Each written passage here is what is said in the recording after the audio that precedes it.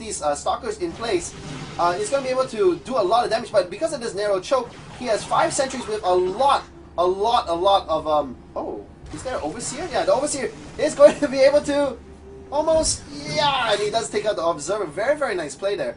But wow, WhiteRa is going to sneak a little bit of a pylon over here. I think most likely maybe to make a few zealots over here if Ice decides to take a third and send them into the mineral line. Because remember, zealots trash mineral lines really, really quickly. They can 3-shot a worker, and they're really, really strong. And if you can sneak them into the base, they're almost like miniature DTs. Well, not miniature, but well, yeah, in miniature in terms of damage, because, oh, and this is a really, really bad spot. You really don't want to fight here because it's a really, really small choke. You want to fight out in the open, but WhiteRa is not giving Ice the chance.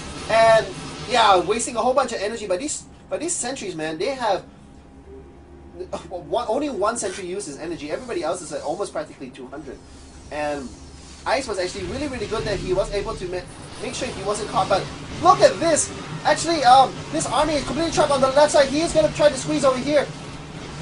And this hatchery is going to go down. What a great force field here. If he funneled his army through that small gap, WhiteRa would have moved his army over here and put one more force field and cut Ice army off in half. This is another very bad spot to fight. Ice cannot afford to fight here. This is such a bad spot. There is one neuroparasite on this. This infestor's in the wrong spot. These infestors need to be throwing down infested Terrans, because infested Terrans don't take bonus damage from these immortals. There are more neuroparasites, but these stalkers are just going to town on these roaches, and these roaches, without any kind of Zergling support, is very, very quickly being taken apart. And remember, with the changes to neuroparasite, it only lasts 10 seconds. So Ice was doing a great job at neuroparasiting these immortals, and these immortals actually killed a lot of their stalker buddies because they basically 4-shot a stalker. But because it only lasts 10 seconds and a stalker shoots at 1.5, basically the immortal shoots about 6 times and then it's over. So he only gets 6 shots off. So that's actually a really expensive requirement. Actually, Ice had, what, 4 infestors? He could have thrown down, the infestors had 4 energy. He could have thrown down 8 times 4. He could have thrown down 32 infested Terrans on the other side of the force field, and then maybe come down here to deny the gold. But no, instead he went neuroparasite. But what a shame! There's a lot of roaches went down, and Ice is making the proper counter. He is making a lot of Zerglings, and Zerglings do excellent against this army composition because stalkers only do 12 damage.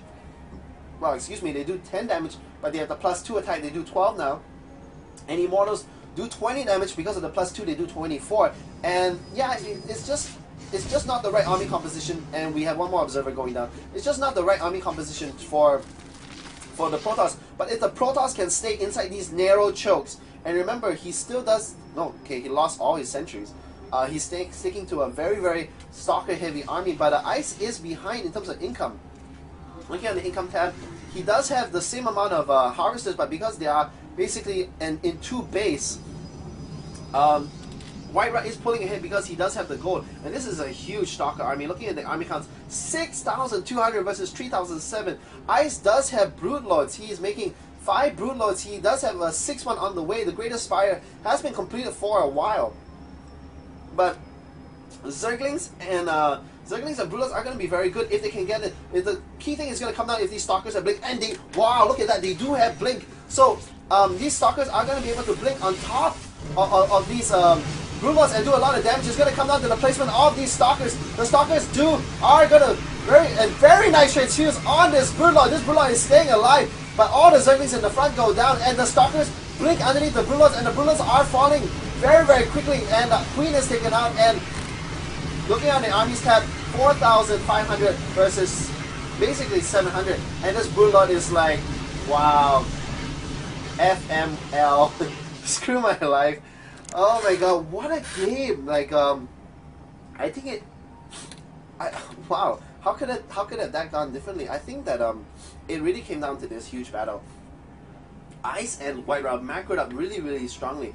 Ice had a lot of roaches. Now roaches do okay against stalkers, but it was these immortals that turned the tide of the difference. But they needed something to tank for the immortals, because the thing is with immortals, why you want to have Zerglings in the mix is because if the like in this big battle, there were Immortals here and Stalkers, and then there was a Roach army here, and then there was a very nice force field barrier over here. If he had put Ice Infestors here and put Infested Terrans over here, the Immortals, unless WhiteRa individually click the Immortal on individual Roaches, would be shooting the Infested Terrans first, and the Infested Terrans would be basically acting as Zerglings, and with 32 quote-unquote Zerglings, Infested Terrans do a lot of damage too. Ice could have turned that tide a bit, but I don't know. WhiteRa did have all those sentries, and he could have just put down another layer of force fields. But what a game! Like very good tech switch by Ice into Broodlords. But the Broodlords needed the Roach support, because you see, if the Roaches were, let's say, go back to this battle, and then Ice had his Roaches. If those Stalkers blinked in, there would have been too many Roaches. The Zerglings would have been in front.